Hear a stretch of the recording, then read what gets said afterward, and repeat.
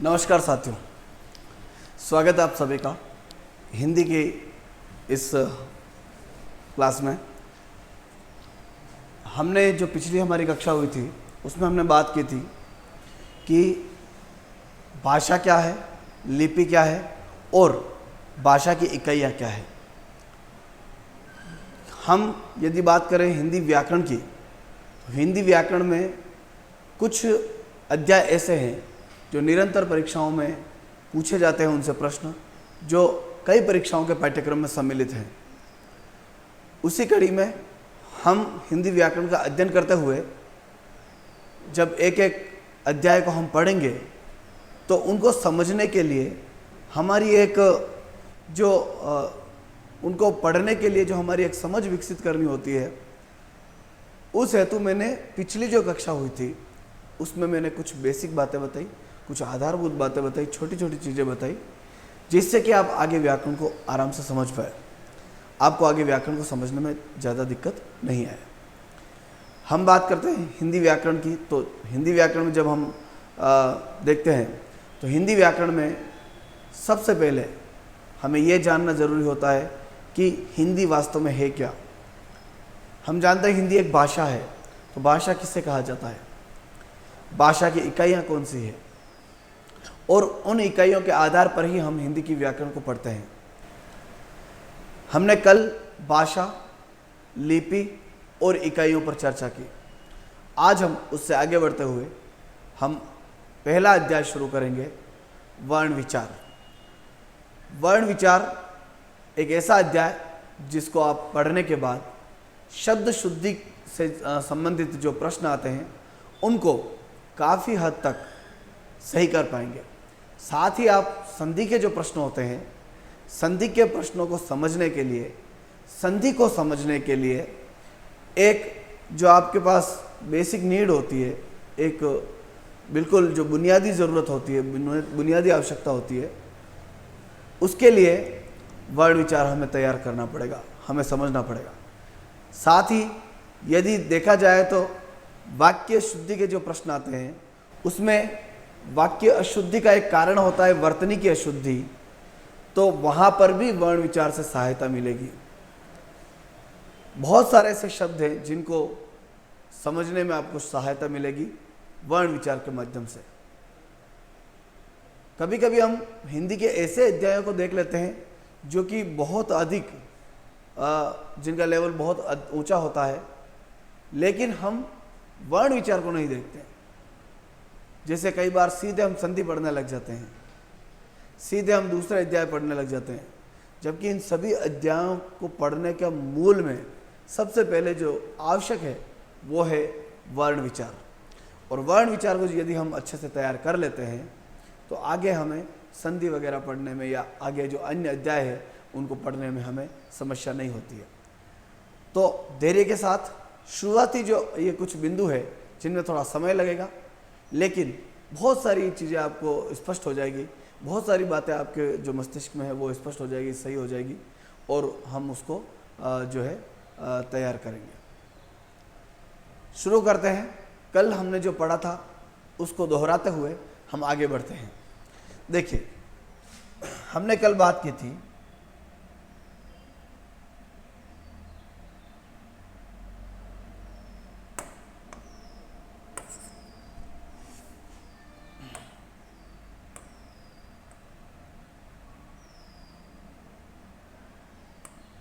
चलिए शुरू करते हैं। सबसे पहले हमने बात की थी कि मैं फिर से थोड़ा सा रिपीट कर देता हूं जो हमने कल पढ़ा था। हम बात कर रहे हैं हिंदी व्याकरण की, हिंदी व्याकरण की। और मैंने आपको कल बताया था कि हिंदी क्या है। हिंदी एक भाषा है। यदि हम हिंदी की बात करें तो हिंदी क्या है, हिंदी एक भाषा है। और भाषा जो है किससे बना है ये शब्द, ये संस्कृत की भाष धातु से बना शब्द है।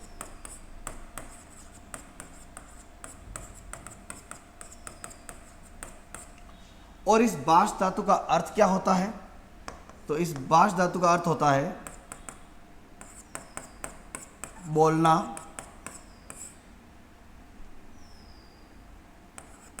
बोलना या प्रकट करना या आप ये भी कह सकते हो समझने के लिए अभिव्यक्त करना, बोलना, प्रकट करना या अभिव्यक्त करना। ठीक है, किसे बोलते हैं, किसे प्रकट करते हैं या किसे अभिव्यक्त करते हैं, तो ध्यान रखें कि हम अपने विचारों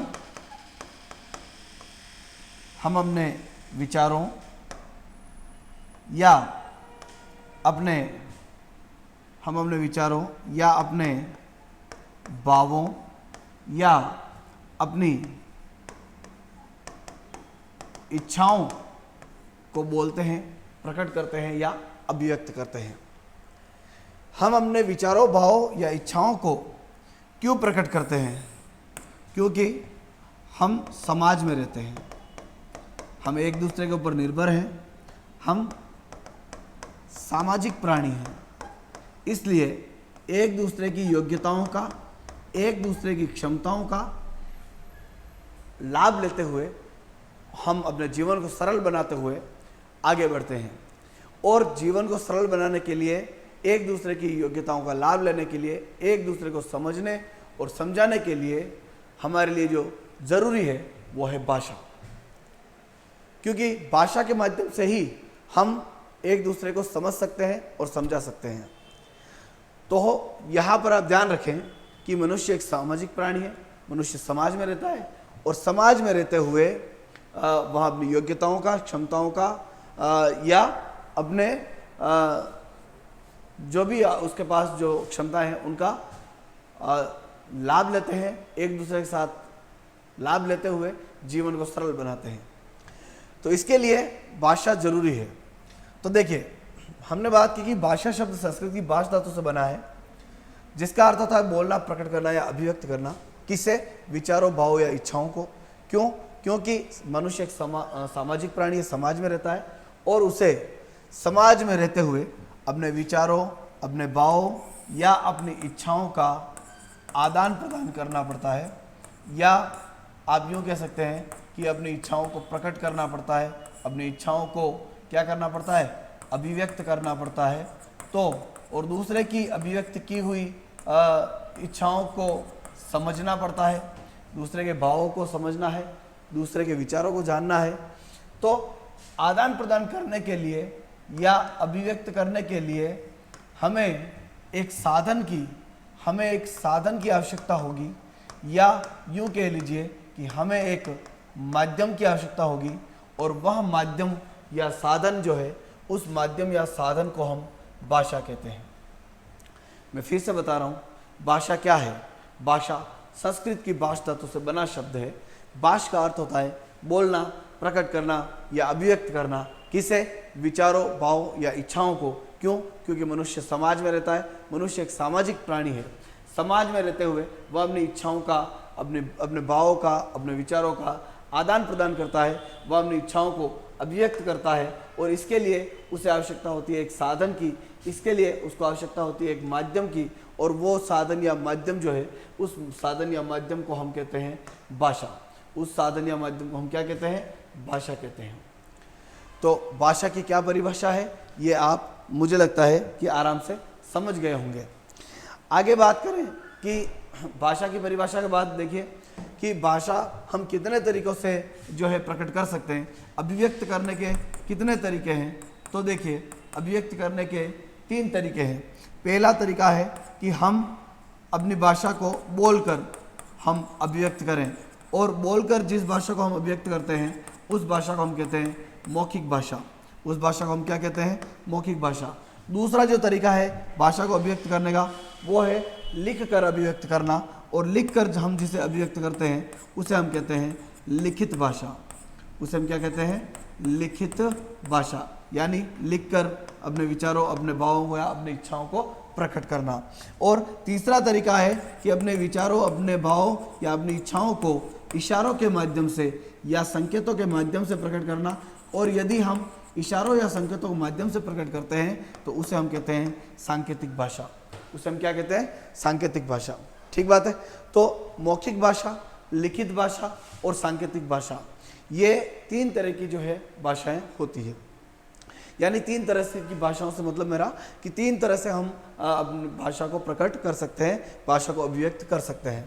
फिर हमने ये पढ़ा था कि लिखित रूप से, यदि हमें लिखित रूप से भाषा को प्रकट करना है, लिखित रूप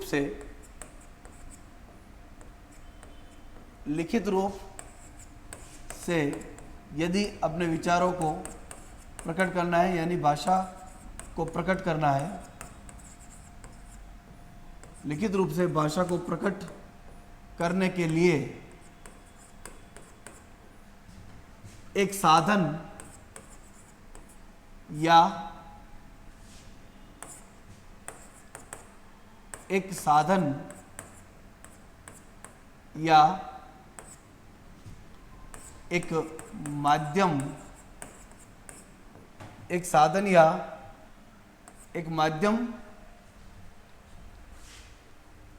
लिखित रूप से भाषा को प्रकट करने के लिए एक साधन या एक माध्यम की आवश्यकता होती है। एक साधन या एक माध्यम की आवश्यकता होती है और वह साधन या माध्यम ही क्या है? भाषा। ठीक है, साधन या माध्यम की आवश्यकता होती है और वह जो साधन या माध्यम होता है, उस साधन या माध्यम को हम कहते हैं लिपि।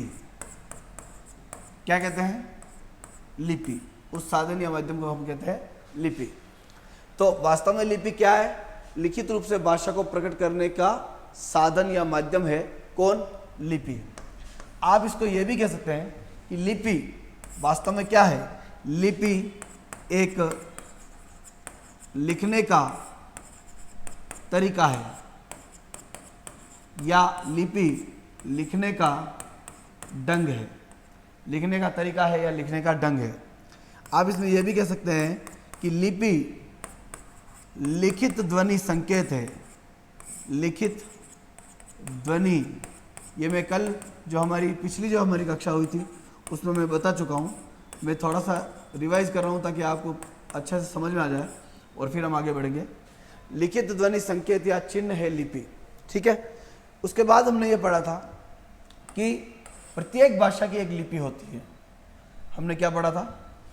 प्रत्येक भाषा की, हर भाषा की, प्रत्येक भाषा की एक लिपि होती है।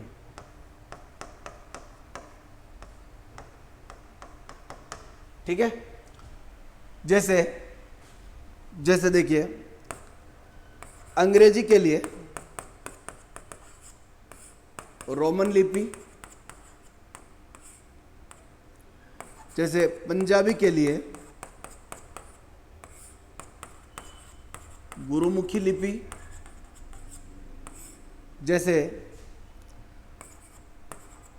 उर्दू के लिए फारसी लिपि, उसी तरह से हिंदी के लिए देवनागरी लिपि का प्रयोग किया जाता है। हिंदी के लिए देवनागरी लिपि का प्रयोग किया जाता है। ये जो देवनागरी लिपि है, इसको नागर या नागरी लिपि भी कहते हैं। इसको नागर या नागरी लिपि भी कहते हैं। इसका लंबा चौड़ा इतिहास हम उसमें नहीं जाएंगे, केवल सामान्य जानकारी आपके पास होनी चाहिए। और इसका जो विकास हुआ, इसका विकास कहाँ से हुआ, ये कहाँ से आई? तो इसका विकास जो हुआ वो ब्राह्मी लिपि से हुआ। इसका विकास ब्राह्मी लिपि से हुआ। ठीक है। फिर एक बात इसमें यह आती है कि ये जो देवनागरी लिपि है यह विश्व की सबसे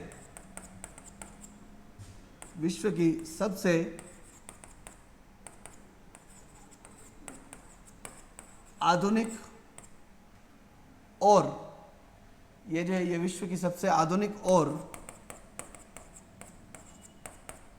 वैज्ञानिक लिपि है। सबसे आधुनिक और वैज्ञानिक लिपि है। क्यों है सबसे आधुनिक और वैज्ञानिक? इसको ऐसा क्यों कहा जाता है? क्योंकि इसमें ऐसा इसलिए कहा जाता है क्योंकि इसमें उच्चारित होने वाली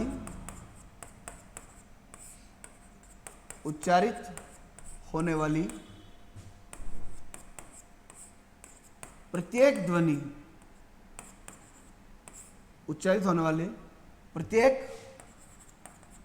ध्वनि के लिए एक वर्ण की व्यवस्था है। हम जितनी ध्वनियाँ उच्चारित करते हैं उन सभी के लिए वर्ण की व्यवस्था इसमें मिलती है। इसीलिए इसको सबसे वैज्ञानिक और आधुनिक लिपि कहा जाता है। अब एक चीज़ और कि देवनागरी लिपि इससे वैज्ञानिक है और आधुनिक है, इस बात का प्रमाण इससे भी मिलता है कि देवनागरी लिपि को हिंदी के साथ साथ अगर हम देखें कि देवनागरी लिपि को और हिंदी ने तो अपनाया ही है, लेकिन हिंदी के साथ साथ और भी भाषाओं ने अपनाया है, जैसे मराठी, सिंधी,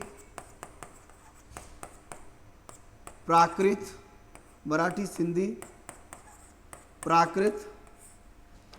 ठीक है, नेपाली,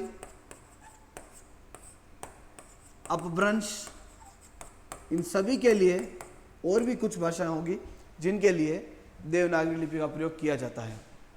यहाँ तक हमने पढ़ा था कल, और इसको अच्छे से समझने के लिए पिछली क्लास देखें। अगला यदि बात करें कि हम क्योंकि व्याकरण पढ़ने वाले हैं, तो व्याकरण पढ़ने से पहले मैंने जो कल बताया था भाषा की इकाइयाँ, थोड़ी सी हम उस पर भी दृष्टि डालते हैं। भाषा की इकाइयाँ क्या है, कौन कौन सी इकाई है, उस पर भी हम थोड़ा सा देखते हैं। तो भाषा की इकाइयाँ,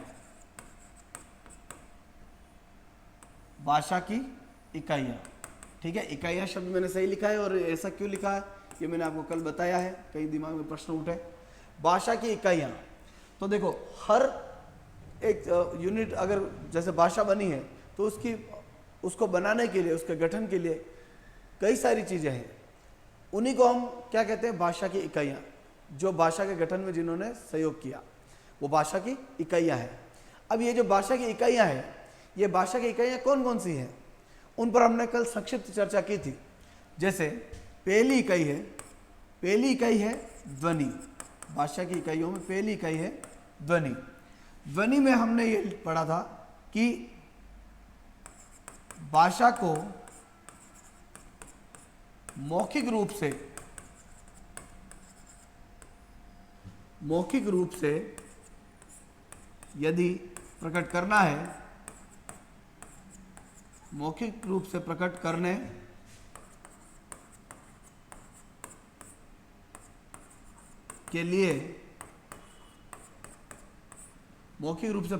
के लिए,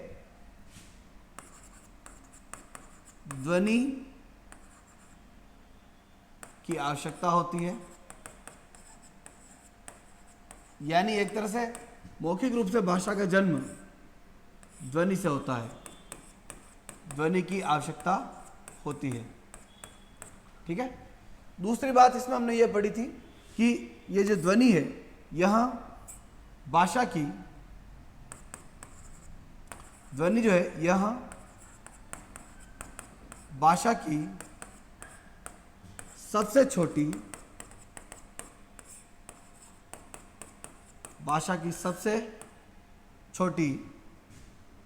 ध्वनि जो है, यह भाषा की सबसे छोटी मौखिक इकाई है।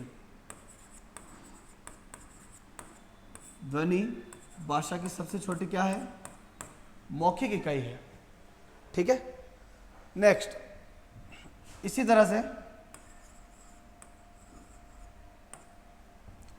दूसरी जो इकाई है वह कौन सी है? देखिए, दूसरी इकाई है वह है वर्ण। वर्ण में हमने क्या पढ़ा? वर्ण में हमने पहली बात पढ़ी कि ध्वनि के लिखित रूप को, ध्वनि के लिखित रूप को वर्ण कहते हैं। ध्वनि के लिखित रूप को वर्ण कहते हैं। ठीक है। जैसे मैं कहता हूं अ और मैंने इसको लिख दिया, जैसे मैं कहता हूं प, मैंने लिख दिया च, क, त, म, य, र, ल, इस तरह से मैंने ये जो ध्वनि का लिखा हुआ रूप है इसको हम वर्ण कहते हैं। इसकी और भी परिभाषाएं, वर्ण का मतलब रंग भी होता है, वर्ण का मतलब जाति होती है, बहुत सारे अर्थ है और इसकी परिभाषाएं भी वो अलग अलग है, लेकिन साधारण रूप से समझने के लिए मैंने एक लाइन लिख दी कि ध्वनि के लिखित हुए रूप को हम क्या कहते हैं?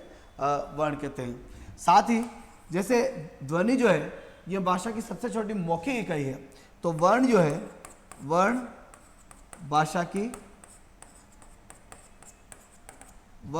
की सबसे छोटी लिखित इकाई है। लिखित इकाई है। वर्ण भाषा की सबसे छोटी क्या है? लिखित इकाई है। ठीक है।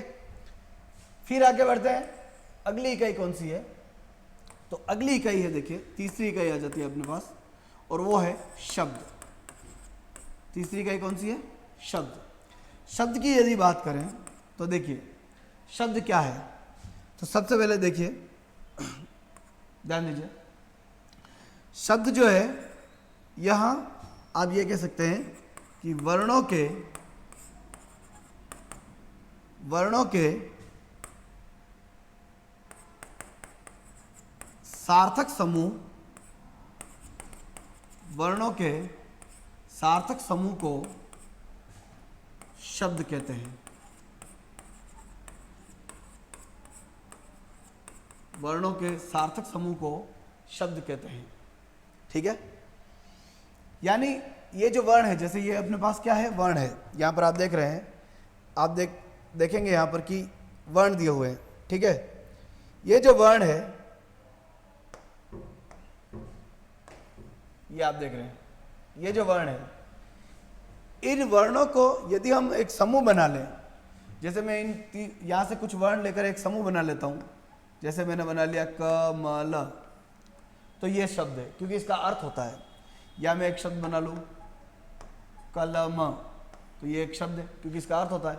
लेकिन मैं यदि ये लिख दूं मकल, तो ये शब्द नहीं होगा क्योंकि मकल का कोई अर्थ नहीं होता है। फिर बात करें तो शब्दों के बारे में ये भी जानना है हमें कि शब्द भाषा की सबसे महत्वपूर्ण इकाई है। सबसे महत्वपूर्ण इकाई है क्या? शब्द। इसके अलावा शब्द में आप ये भी ध्यान रखें कि यहां भाषा की सबसे छोटी, यह भाषा की सबसे छोटी सार्थक इकाई है। भाषा की सबसे छोटी सार्थक इकाई है। ठीक है। सबसे महत्वपूर्ण इकाई है और यह सबसे छोटी सार्थक इकाई है। फिर चौथी इकाई सबसे छोटी, यानी जिस ऐसी इकाई है जिसका अर्थ होता है। चौथी जो इकाई है वो है वाक्य। अच्छा, एक बात और, हमने इसमें कल एक बात और पढ़ी थी, याद हो तो, हमने पढ़ा था कि शब्द जो है, यदि शब्द का प्रयोग वाक्य में कर लिया जाता है, वाक्य में कर लेने पर, शब्द का प्रयोग किस में कर लेने पर? वाक्य में कर लेने पर उसे पद भी कहते हैं। उसे क्या कहते हैं? पद भी कहते हैं। ठीक है। फिर चौथी इकाई आती है वाक्य। वाक्य किसे कहते हैं? तो वाक्य किसे कहेंगे? वाक्य में ध्यान रखिएगा कि शब्दों के सार्थक और क्रमबद्ध, शब्दों के सार्थक और क्रमबद्ध समूह को वाक्य कहते हैं। शब्दों के सार्थक और क्रमबद्ध समूह को क्या कहते हैं? वाक्य कहते हैं। ठीक है। जैसे एक उदाहरण के लिए, जैसे मैं कहता हूं क्रमबद्ध समूह बना, तो जैसे एक शब्द है राम। राम विद्यालय जाता है। राम विद्यालय जाता है। तो इसमें एक क्रमबद्ध समूह है और इसका एक अर्थ भी है। तो इसको हम कहते हैं कि ये सार्थक और क्रमबद्ध समूह है और ये एक वाक्य है। वाक्य जो होते हैं, वाक्य भाषा की सबसे बड़ी इकाई है। वाक्य भाषा की क्या है? सबसे बड़ी इकाई है। ठीक है। नेक्स्ट, वाक्य भाषा की सबसे बड़ी इकाई है। ठीक है। अब यहां तक हमने जो मुख्य इकाइयां हैं उनको पढ़ लिया कि कौन कौन सी मुख्य इकाइयां हैं। भाषा की इकाइयां, भाषा को मौखिक रूप से प्रकट करने के लिए ध्वनि की आवश्यकता होती है। भाषा की सबसे छोटी मौखिक इकाई है। वर्ण ध्वनि के लिखित रूप को वर्ण कहते हैं। वर्ण भाषा की सबसे छोटी लिखित इकाई है। शब्द वर्णों के सार्थक समूह को शब्द कहते हैं। शब्द भाषा की सबसे महत्वपूर्ण इकाई है और यह सबसे छोटी सार्थक इकाई है। वाक्य शब्दों के सार्थक और क्रमबद्ध समूह को वाक्य कहते हैं। जैसे राम विद्यालय जाता है, वाक्य भाषा की सबसे बड़ी इकाई है। ये मैंने आपको कल जो हमारी क्लास हुई थी उसमें भी मैंने आपको ये पढ़ाया था। इसके अलावा देखिए, ध्यान दीजिए कि इसके अलावा कुछ इकाइयाँ और हैं। जैसे इसके अलावा कौन कौन सी इकाइयाँ हैं, कुछ इकाइयों पर और बात कर लेते हैं। जैसे अक्षर, हम कहते हैं ना अक्षर भी एक इकाई है। अक्षर का मतलब ऐसा तो होता है जो कभी समाप्त ना हो, तो अक्षर। लेकिन अक्षर क्या होता है? देखिए, अक्षर जो है सभी वर्णों को अक्षर ही कहते हैं। जितने भी वर्ण हैं सभी वर्णों को क्या कहा जाता है? अक्षर कहा जाता है। सभी वर्णों को अक्षर कहा जाता है। साथ ही अक्षर किसे कहते हैं? ऐसे सभी शब्द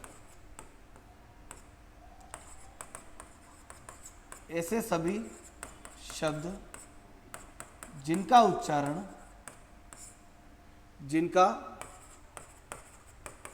उच्चारण श्वास वायु के एक ही आघात, श्वास वायु के एक ही आघात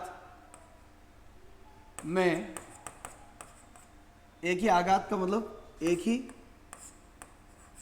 प्रयास में हो जाता है,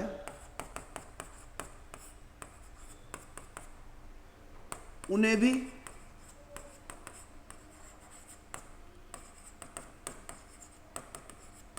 अक्षर कहते हैं। जिनका उच्चारण श्वास वायु के एक ही आघात में, एक ही प्रयास में हो जाता है, उन्हें भी अक्षर कहते हैं। जैसे राम, आम, ध्यान,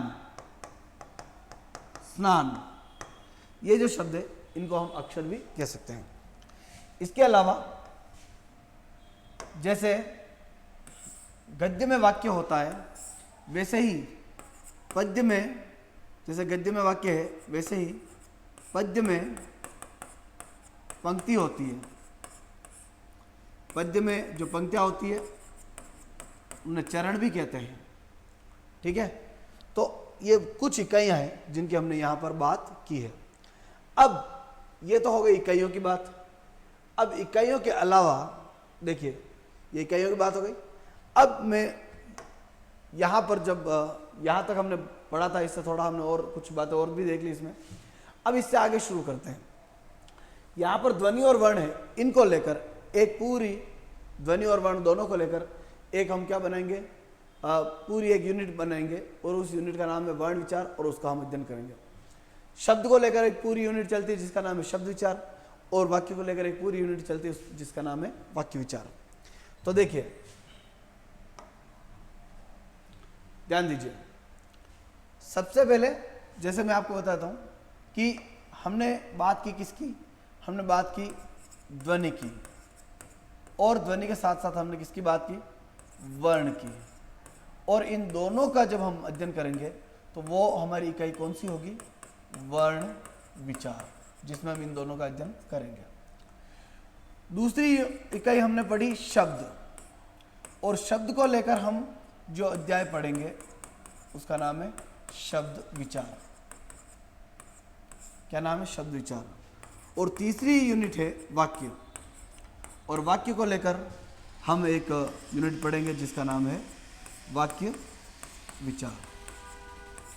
इसका क्या नाम है, वाक्य विचार।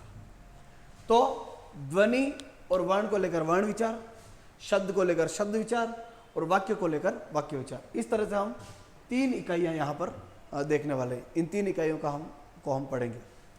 अब ये जो 3 इकाइयां हैं, इन 3 इकाइयों में सबसे पहली जो इकाई है वो कौन सी है, सबसे पहली इकाई है वर्ण विचार। तो वर्ण विचार में हमें क्या पढ़ना है, देखिए वर्ण विचार। तो वर्ण विचार में हम क्या पढ़ेंगे, तो वर्ण विचार में हम पढ़ेंगे कि वर्ण क्या होते हैं, वर्ण के अंतर्गत स्वर और व्यंजन क्या है, अयोगवा किसे कहते हैं, अयोगवा किसे कहते हैं, इसके अलावा उत्क्षिप्त व्यंजन क्या होते हैं, संयुक्त व्यंजन क्या है, वर्णों के उच्चारण स्थान, कौन सा वर्ण कहां से बोला जाता है, वर्णों के उच्चारण स्थान, इसके अलावा वर्णों के भेद जिसमें स्वरों के भेद और व्यंजनों के भेद पढ़ेंगे।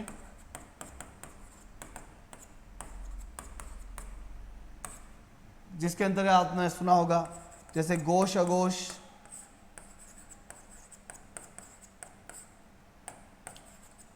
अल्प प्राण, महाप्राण आदि। अल्प प्राण, महाप्राण, घोष अघोष, बहुत सारी चीजें, ह्रस्व दीर्घ, स्वरों के भेद, ये सारी चीजें हमें पढ़नी है। तो आइए शुरू करते हैं पहला अध्याय जिसका नाम है वर्ण विचार। वर्ण विचार पढ़ते हैं हम वर्ण विचार को। ये क्यों पढ़ रहे हैं, क्योंकि फिर बता रहा हूं मैं, ये जो अध्याय हम जो पढ़ेंगे वर्ण विचार, ये पढ़ने के बाद हम संधि को अच्छे से समझ पाएंगे। ठीक है, संधि के अलावा वर्तनी की जो बात आती है, वर्तनी शुद्धि यानी कि शब्द शुद्धि वगैरह जो पढ़ते हैं उसमें आपको इससे सहायता मिलेगी। वाक्य शुद्धि की अगर बात आती है तो उसकी भी उस वाक्य शुद्धि के लिए भी आपको इससे सहायता मिलेगी। तो अप्रत्यक्ष रूप से ये कई अध्याय हैं जो वर्ण विचार पढ़ने से हम समझ पाएंगे और तैयार कर पाएंगे। तो वर्ण विचार में यदि बात करें, सबसे पहले मैंने आपको बताया था कि वर्ण क्या है। तो वर्ण की परिभाषा हमने देखी थी कि ध्वनि के लिखित रूप को वर्ण कहते हैं। ध्वनि के लिखित रूप को क्या कहते हैं, वर्ण कहते हैं। अब दूसरी बात, ध्वनि के लिखित रूप को वर्ण कहते हैं। दूसरी बात इसमें आ जाएगी कि यह भाषा की क्या है? सबसे छोटी, यह भाषा की सबसे छोटी मौखिक इकाई है। मौखिक इकाई है कौन? वर्ण। दूसरी बात, अब हमें आगे बढ़ना है इससे। ये छोटी इकाई है, मौखिक इकाई है, हम कल भी बढ़ चुके हैं, आज भी हमने इसको समझा है। वर्ण जो है, इनकी बात करें तो वर्ण मूल रूप से कितने थे? तो यदि देखा जाए तो वर्णमाला में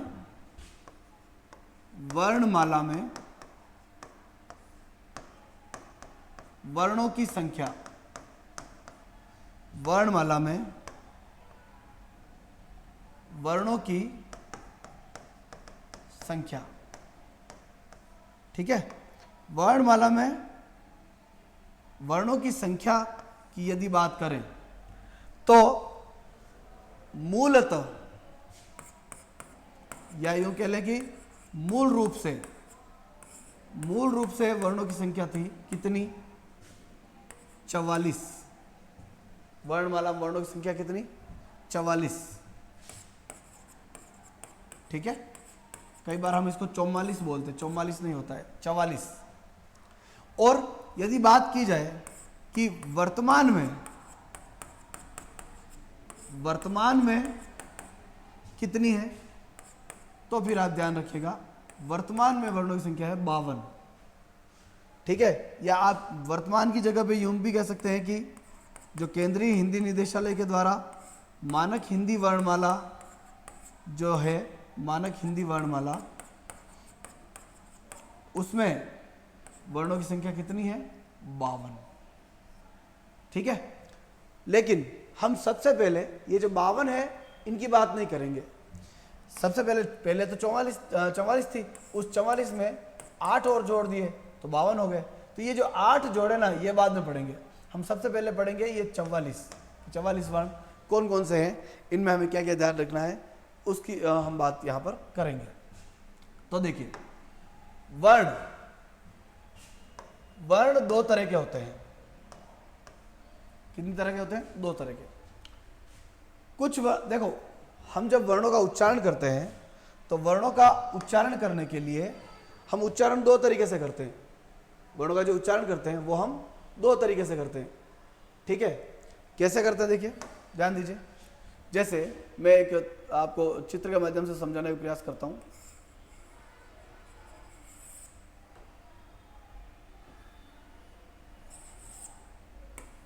ठीक है,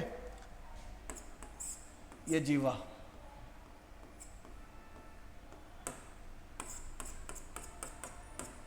ठीक है। अब क्या होता है कि जब हम किसी वर्ण का उच्चारण करते हैं तो वायु जो है वो फेफड़ों से उठकर बाहर आती है। वायु फेफड़ों से उठकर कहाँ आती है? बाहर आती है। तो जब वायु फेफड़ों से उठकर बाहर आती है तो ध्वनि उच्चारित होती है। वायु फेफड़ों से उठकर क्या कहाँ आती है? बाहर आती है, तो वो ध्वनि उच्चारित होती है। अब देखो कैसे उच्चारित होती है। एक छोटा सा उदाहरण कि जैसे हारमोनियम होता है ना, जिसमें एक हाथ से हम इस तरह से हवा भरते हैं और दूसरे हाथ से उस हवा बटन दबाकर वो हवा बाहर आती है। तो वो हवा जो है कुछ झिल्लियों से, तंतुओं से टकराते हुए बाहर आती है, तो वो आवाज़ पैदा करती है। तो बस ये ध्यान रखें कि हमारा जो ये पूरा भाग है, कंठ से लगा के होठ तक, ये जो पूरा भाग है, ये जो पूरा भाग है, ये वाक् यंत्र कहलाता है। ये क्या कहलाता है? इसको हम कहते हैं वाक् यंत्र। वाक् यंत्र का मतलब होता है बोलने का एक सिस्टम, बोलने की एक प्रणाली। तो वाक् यंत्र कहते हैं इसको हम, जिसको हम वोकल सिस्टम कह सकते हैं अंग्रेजी में। तो ये वाक् यंत्र है। यहां पर भी हवा जब आती है तो यहाँ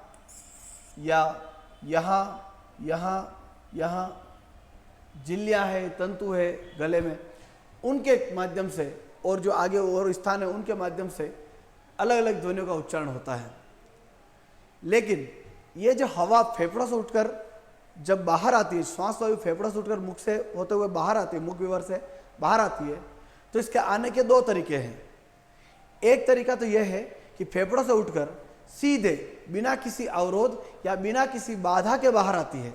और दूसरा तरीका यह है कि श्वास वायु किसी बाधा या अवरोध को पार करते हुए फिर बाहर आती है। एक तो किसी बाधा या अवरोध के बिना किसी बाधा या अवरोध के सीधी कहीं नहीं रुकती है वो हवा और बाहर आती है, और एक बाधा या अवरोध को पार करते हुए फिर बाहर आती है।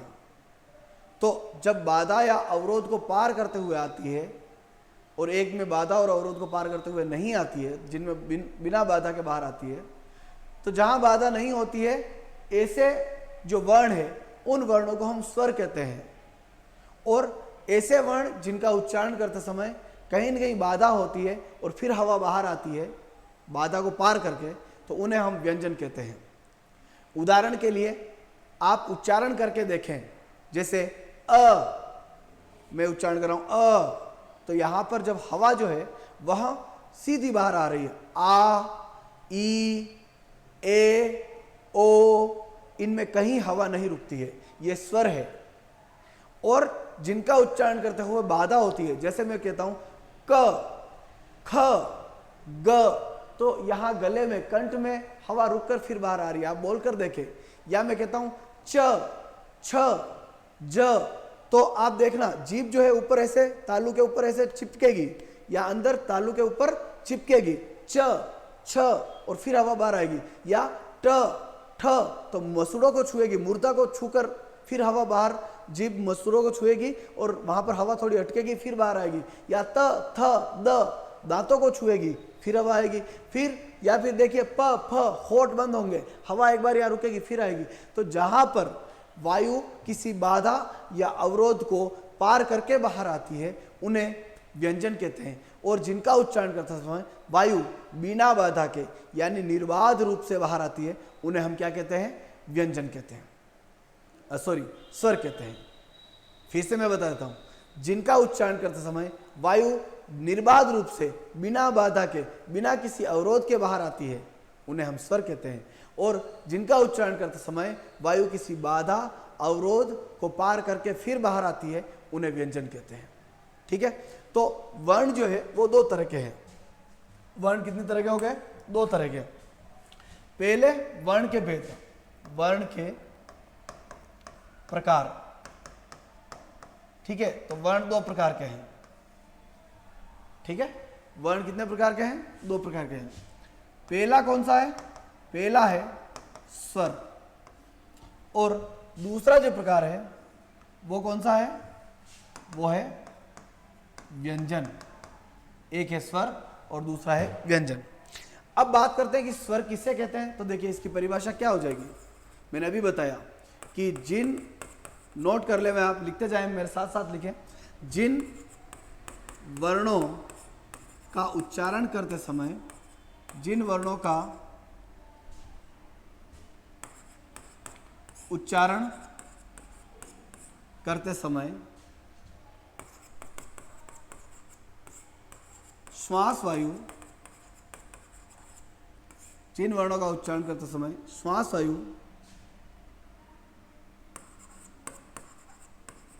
फेफड़ों से उठकर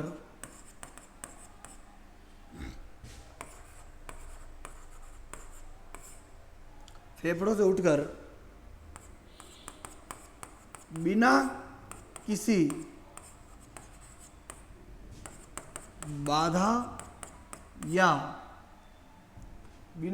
बाधा या अवरोध के, अर्थात निर्बाध रूप से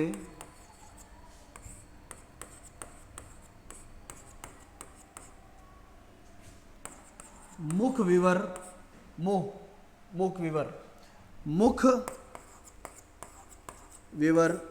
से बाहर आती है, मुख विवर से बाहर आती है, उन्हें स्वर कहते हैं। उन्हें स्वर कहते हैं। और व्यंजन की परिभाषा क्या हो जाएगी? बिल्कुल इसका विपरीत, कि जिन वर्णों का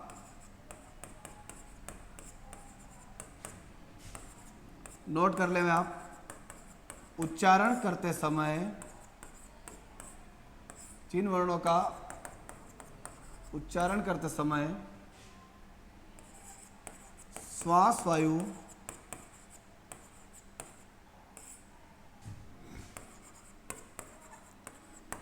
फेफड़ों से उठकर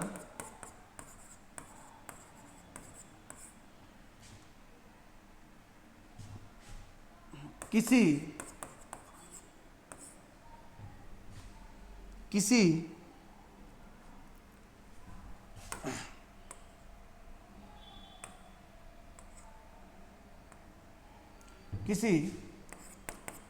बाधा या अवरोध को पार करते हुए, किसी बाधा या अवरोध को पार करते हुए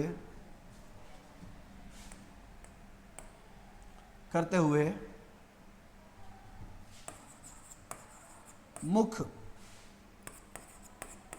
विवर से बाहर आती है, उन्हें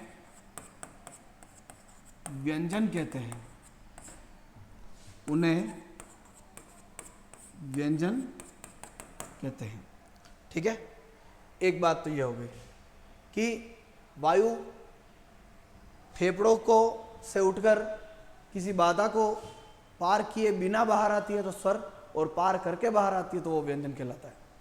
दूसरी बात, अब इसमें एक चीज और है जो समझने वाली है। देखिए दूसरी बात क्या है इसमें, देखिए ध्यान दीजिए कि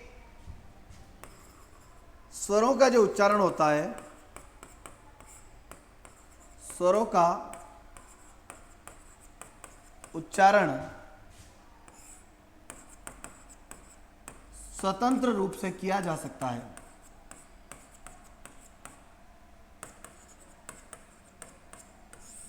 स्वरों का उच्चारण स्वतंत्र रूप से किया जा सकता है, यानी कि स्वरों का उच्चारण करने के लिए अन्य वर्ण की सहायता नहीं लेनी पड़ती है।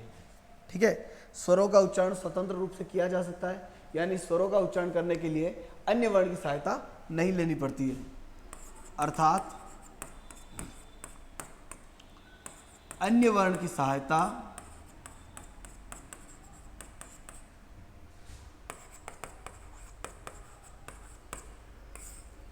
नहीं लेनी पड़ती है।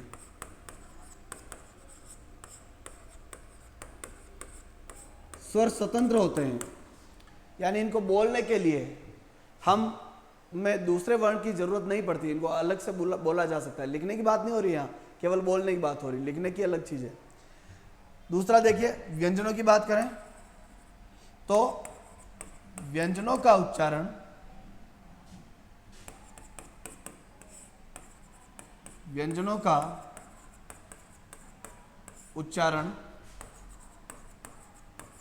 करने के लिए, व्यंजनों का उच्चारण करने के लिए किसी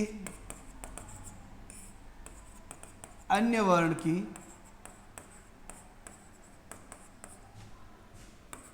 सहायता लेनी पड़ती है, या आप यूं कह सकते हैं कि स्वर की सहायता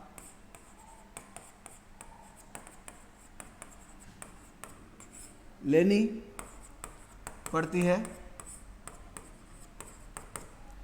व्यंजन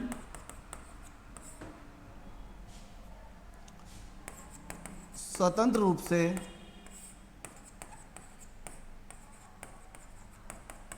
उच्चारित नहीं किए जा सकते हैं।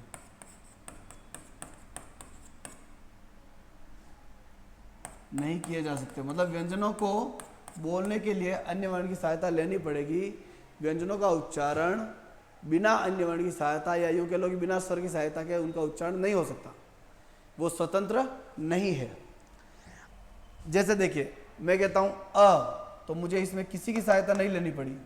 मैं कहता हूं ई, तो मुझे किसी की आवश्यकता नहीं है। मैं कहता हूँ ए तो किसी की जरूरत नहीं पड़ रही है। लेकिन मैं यदि कहता हूँ क, तो क में मुझे अ को बोलना पड़ रहा है। लिखने में भले आप हलंत लगा दोगे और इसमें से मात्रा हटा दोगे, लेकिन बोल इसको नहीं सकते हो। बोलने के लिए आपको साथ में कोई ना कोई स्वर या कोई अन्य वर्ण की सहायता लेनी पड़ेगी। जैसे क, जैसे प या त, इनमें हम मुझे अन्य वर्ण की सहायता लेनी पड़ती है और इनमें अन्य वर्ण की सहायता नहीं लेनी पड़ती है। अब ध्यान रखें कि स्वरों की जो संख्या है, स्वरों की जो संख्या है वो है कितनी? 11। ठीक है। और व्यंजनों की जो संख्या है, व्यंजनों की जो संख्या है वो कितनी है? तो व्यंजनों की संख्या है 33। हम 44 वर्णों की बात कर रहे हैं अभी। तो स्वरों की संख्या तो इसमें कितनी है? 11। और व्यंजनों की संख्या कितनी है इसमें? 33। ठीक है। वर्ण और वर्ण के हम भेद पढ़ रहे हैं। वर्ण कितनी तरह के होते हैं? कुछ वर्ण ऐसे होते हैं जिनको हम स्वर कहते हैं और कुछ वर्ण ऐसे होते हैं जिनको हम व्यंजन कहते हैं। कुछ ऐसे होते हैं जिनको स्वर और कुछ ऐसे होते हैं जिनको व्यंजन कहते हैं। स्वर किसे कहते हैं? जिन वर्णों का उच्चारण करते समय श्वास वायु फेफड़ों से उठकर बिना किसी बाधा या अवरोध के अर्थात निर्बाध रूप से मुख विवर से बाहर आती है, उन्हें स्वर कहते हैं। जैसे अ, ई, उ। और जिन वर्णों का उच्चारण करते समय श्वास वायु फेफड़ों से उठकर किसी बाधा या अवरोध को पार करते हुए मुख विवर से बाहर आती है, उन्हें व्यंजन कहते हैं। जैसे क, प, त आदि। स्वरों का उच्चारण स्वतंत्र रूप से किया जा सकता है और यानी कि इनका उच्चारण करने के लिए अन्य वर्ण की सहायता नहीं लेनी पड़ती है। इनकी संख्या 11 है। और व्यंजनों का उच्चारण करने के लिए किसी अन्य वर्ण की सहायता लेनी पड़ती है, या यूँ कह लो कि स्वर की सहायता लेनी पड़ती है। व्यंजन स्वतंत्र रूप से उच्चारित नहीं किए जा सकते हैं। ठीक है। इनकी संख्या 33 है। स्वर और व्यंजन दोनों मुझे लगता है आपको अच्छे से समझ में आ गए होंगे। अब हमें क्या पढ़ना है? अब हमें पढ़ना है स्वरों को, कि स्वर क्या है। एक एक करके मैं बहुत छोटी छोटी चीज़ें करके एक एक करके बिल्कुल बहुत अच्छे तरीके से व्याकरण का अध्ययन करवाने का प्रयास करूंगा, ताकि आपके सारे कंसेप्ट आगे जो पढ़ोगे वो क्लियर हो जाए, कहीं पर कोई समस्या नहीं आए। तो देखिए, सबसे पहले हम पढ़ेंगे किसको? स्वर को। हम पढ़ेंगे स्वर। ठीक है। स्वर को पढ़ेंगे। तो ध्यान दीजिए, स्वर। अब स्वर की यदि बात करें तो आप सभी को पता है कि स्वर कितने हैं? 11। और स्वरों की अभी हमने एक बात की थी कि ये स्वतंत्र होते हैं, इनके लिए अन्य वर्ण की सहायता नहीं लेनी पड़ती है। और इनका जो उच्चारण है वो निर्बाध उच्चारण होता है, यानी वायु कहीं नहीं रुकती है, निर्बाध इसका उच्चारण होता है। और इनका उच्चारण स्वतंत्र रूप से किया जा सकता है। उच्चारण इसका एक तो निर्बाध होता है और उच्चारण इसका एक तो स्वतंत्र होता है। और इनकी संख्या कितनी है? 11। अब ये 11 कौन कौन से हैं? इनको सही बोलना भी आना चाहिए, इनका सही उच्चारण भी आना चाहिए। जैसे पहला है अ, आ, ई, उ, री, ए, ऐ, ओ और आओ। ठीक है। ये 11 स्वर है। अब इनको ध्यान से समझना, क्योंकि आगे स्वर संधि पढ़नी है। तो स्वर संधि को समझने के लिए स्वरों का ज्ञान होना चाहिए और इनका उच्चारण भी सही आना चाहिए। क्योंकि संधि होती किसमें है? वास्तव में संधि किसमें होती है? दो आवाजें मिलती है, दो ध्वनियां मिलती है। तो जब आप ध्वनि का उच्चारण ही सही नहीं करेंगे तो सही संधि कैसे होगी? दो वर्णों में संधि होती है, दो ध्वनियों में संधि होती है। तो संधि का उच्चारण आपको सही से आना चाहिए। तो अ, आ, ई, उ, री, ए, ऐ, ओ, औ।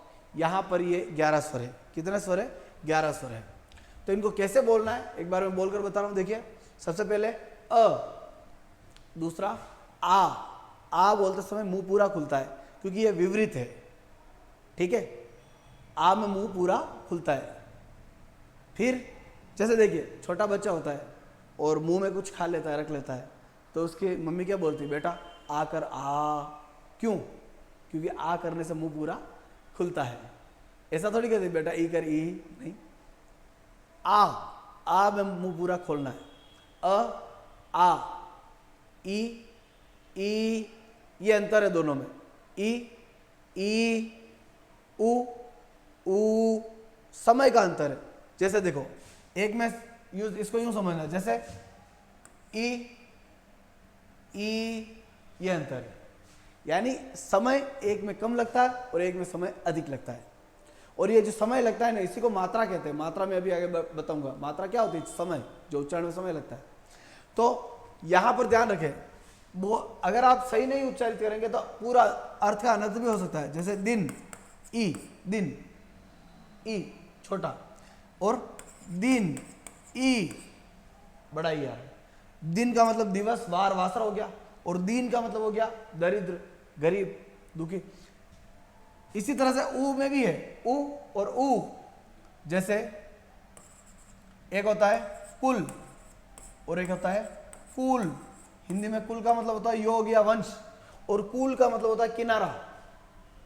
ये अंग्रेजी वाला कुल नहीं है, कुल का मतलब होता है किनारा। या मैं और बताता हूं, जैसे सुत यानी पुत्र, और सूत यानी धागा। ठीक है, तो जब ई, ऊ इनका उच्चारण जैसा है वैसा ही किया जाएगा तो शब्द शुद्धि में आपको बहुत सहायता होगी। शब्द शुद्धि में कभी कभी ऐसे प्रश्न आते हैं ना कि इसमें छोटी मात्रा नहीं लगनी चाहिए, इसमें बड़ी लगनी चाहिए, इसमें छोटा ऊ क्यों है, इसमें बड़ा ऊ क्यों नहीं है।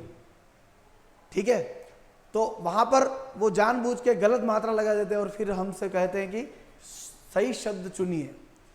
इस तरह के जो शब्द शुद्धि वाले प्रश्न आते हैं तो उनमें ये मात्रा वाली अशुद्धियों के खूब प्रश्न आते हैं। तो मात्रा की अशुद्धि कब दूर होगी? पहली बात और सबसे इंपॉर्टेंट बात कि आप सही उच्चारण करेंगे तो। सही उच्चारण करेंगे तो सही पढ़ेंगे, सही लिखेंगे, तो उच्चारण की जो अशुद्धियां है वो दूर होने लग जाएगी। इसका कोई और तरीका नहीं है कि आप रट लोगे, इसमें छोटी होती है, इसमें बड़ी आपने रट लिया, ऐसा काम नहीं चलेगा। रटने से कुछ नहीं होगा। आपको वहां पर यह समझना होगा कि इसको कैसे बोलना है और इसको कैसे बोलना है। और ये जब अंतर आप कर लेंगे तो छोटी मात्रा का और बड़ी मात्रा का अंतर आपको समझ में आ जाएगा। और जब छोटी मात्रा और बड़ी मात्रा का अंतर आपको समझ में आ जाएगा तो कहीं कोई समस्या नहीं होगी। ठीक है, तो ध्यान रखें। तो आ, ई, ऊ, री, ए, ओ, औ, ये जो है 11 स्वर है। इनमें से मैंने कुछ स्वरों को उच्चारण करके ही बताया, जैसे आ, ई, ऊ, यूं नहीं कि आप एक को तेज बोल जाओ, एक को धीरे बोल जाओ और कह दो ये बड़ा ये छोटा, नहीं, समान आवाज। ई, ऊ, री, फिर ए, आए, ओ, आओ। देखो हम इसको बोलते हैं आई नहीं होता है ना, आए। ये बना किससे है? ये बना है अ और ए से, तो आए। इसी तरह से ये किससे बना है? ये बना है अ और ओ से, तो हम इसको क्या बोलते हैं? आओ। ठीक है, तो फिर से बोल रहा हूं, देखिए आपको सही उच्चारण आना चाहिए। आ, ई, ऊ, री, ए, आए, ओ, आओ। ये 11 स्वर है। आगे और भी है, अह, ये स्वर नहीं है, वो क्या है उनको हम आगे पढ़ेंगे कि अह किस में आते हैं, उनको क्या कहते हैं, ये हम आगे पढ़ेंगे। अभी हम बात किसकी कर रहे हैं? अभी हम बात कर रहे हैं स्वरों की, और स्वर 11 है और ये आपके सामने है। ठीक है, तो सबसे पहली बात कि इनका उच्चारण आपको सही आना चाहिए, और उच्चारण आपको सही आता है तो बहुत सारी समस्याओं जो अशुद्धि को लेकर होती है वो आपकी समाप्त हो जाएगी। अब देखिए, मैंने कहा ना, एक बात मैंने बीच में कही थी, मात्रा क्या है? तो देखो, मात्रा में एक बात ध्यान रखना कि उच्चारण में जो समय लगता है, सरलता से समझ लीजिए, वहां कोई परीक्षा में मात्रा की परिभाषा नहीं पूछते, बस आपको ध्यान में होना चाहिए क्या होती है। उच्चारण में लगने वाले समय को मात्रा कहते हैं। उच्चारण में लगने वाले समय को क्या कहते हैं? मात्रा कहते हैं। दूसरी बात, पहली बात तो ये हो गई कि उच्चारण में लगने वाले समय को मात्रा कहते हैं। दूसरी बात, मात्राएं जो होती है, मात्राएं जो होती है वो सदैव, मात्राएं सदैव स्वरों की होती है।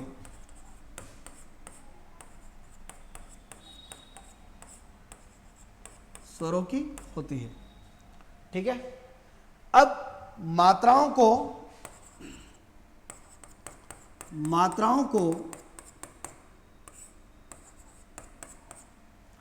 प्रकट करने या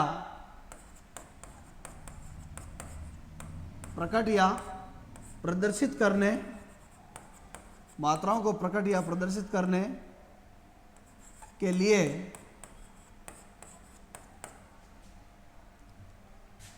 चिन्हों या संकेतों का प्रयोग, चिन्हों या संकेतों का प्रयोग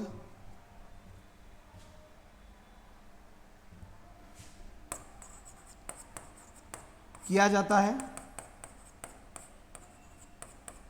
ठीक है। मात्राओं को प्रकट करने या प्रदर्शित करने के लिए चिन्हों या संकेतों का प्रयोग किया जाता है।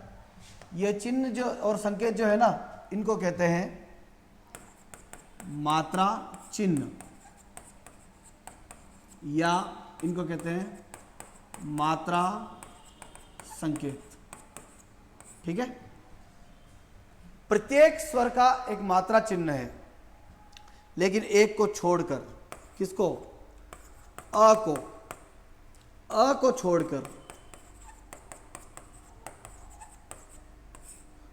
छोड़कर, प्रत्येक स्वर का एक मात्रा चिन्ह है, ठीक है। अब देखिए, अ का मात्रा चिन्ह नहीं है, लेकिन मात्रा तो होती है। जैसे आप समय में देखो, स में किसकी मात्रा है? अ की। म में अ की मात्रा तो होती है, पर मात्रा चिन्ह अ का नहीं होता है। तो मात्रा चिन्ह आप देखेंगे तो मात्रा चिन्ह कितने हैं? तो मात्रा चिन्ह है हमारे पास 10, क्योंकि अ का कोई मात्रा चिन्ह नहीं है। ये आ का मात्रा चिन्ह है, ये ई का है, ये ई का है, ये ऊ, और ये ऊ, ये री, ये ए, और ये अय। इसके अलावा ये ओ का मात्रा चिन्ह है और ये औ का मात्रा चिन्ह है। इस तरह से प्रत्येक स्वर का एक मात्रा चिन्ह होता है अ के अलावा, ठीक है। मात्राएं क्या होती है? उच्चारण में लगने वाले समय को मात्रा किसे कहते हैं? उच्चारण में लगने वाले समय को मात्रा कहते हैं। मात्राएं सदैव स्वरों की होती है। मात्राओं को प्रकट या प्रदर्शित करने के लिए चिन्हों या संकेतों का प्रयोग किया जाता है। चिन्हों या संकेतों को कहते हैं मात्रा चिन्ह या मात्रा संकेत। और अ को छोड़कर प्रत्येक जो स्वर है उसका एक मात्रा चिन्ह होता है। अतः मात्रा चिन्हों की संख्या 10 है, और ये कौन कौन से मात्रा चिन्ह है ये आपके सामने है। इसको उतार ले में, कल हम इससे आगे पढ़ेंगे, कुछ और इसमें छोटी मोटी जो बातें हैं उनको समझेंगे, मात्रा के हिसाब से स्वरों के भेद करेंगे। एक आध दिन हम ये वर्ण विचार वाला टॉपिक अच्छे से पढ़ेंगे, ताकि हम आगे जो व्याकरण के बिंदु पढ़ेंगे वो आपको आसानी से, वो आपको सरलता से समझ में आएंगे, ठीक है। मिलते हैं कल फिर से एक नए बिंदु के साथ, एक नई ऊर्जा के साथ। तब तक के लिए नमस्कार, जय हिंद।